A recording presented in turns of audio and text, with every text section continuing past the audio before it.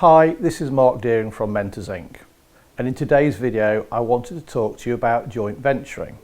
Now I've had experience in joint venturing, both good and bad. So let me talk a little bit about the sort of things that you're looking to do and how to do it.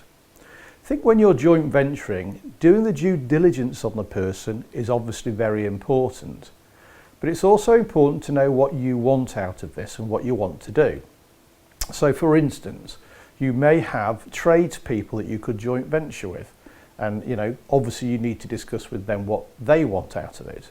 But you may also have investors or want to work with other investors.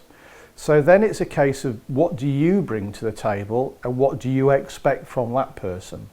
And that's what's really important, is actually getting these agreements together. So a couple of things to consider when you're doing this. And I always think start at the end. So what is your exit plan? So what are you doing together? Are you buying something that you want to flip? Are you buying something you want to hold?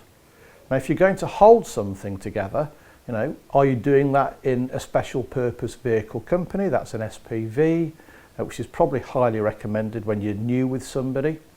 And then it's who is doing what within that SPV. So is your investor putting the money in and you're doing the work? Or are you both putting some money in and you're both doing the work? So it's really important to sort of almost ask the what ifs. And then you need that agreement drawn up. So, I know it sounds silly in many respects, but do you get on with the person? Because there's no point in joint venturing if you can't get on with somebody.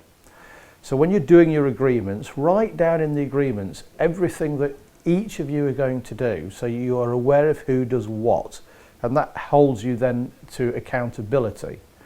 And get that drawn up by a solicitor. Make sure that you've agreed your exit plan. And exit plans can be all sorts. It could be that you just sell. It could be that you hold for a length of period and then you agree to sell. It could be that you then agree that one of you, whoever wants to leave, the other person gets the opportunity to buy the property first. So there are lots of different examples there, but you've really got to understand that you do some due diligence on each other, that you know each other well enough that you can get on.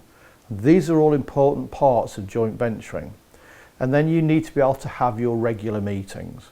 So, either by Skype, on the phone, or actually getting together. And again, these are important because if you're looking at something that's more long term, you need to be able to understand where each of you are within that sort of plan and that strategy that you've got. So again, joint venturing, really important to do your due diligence and understand each other. And don't be put off, by the way, if you find that actually the person you want to work with might have been bankrupt in the past.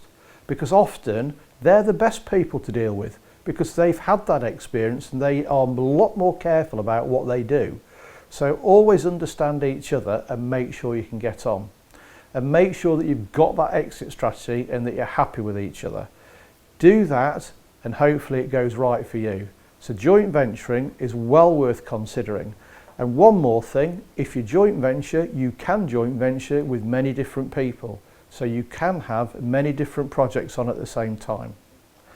I hope you found that useful. If you did, please like and share the video, and I look forward to talking to you again. Thanks for listening.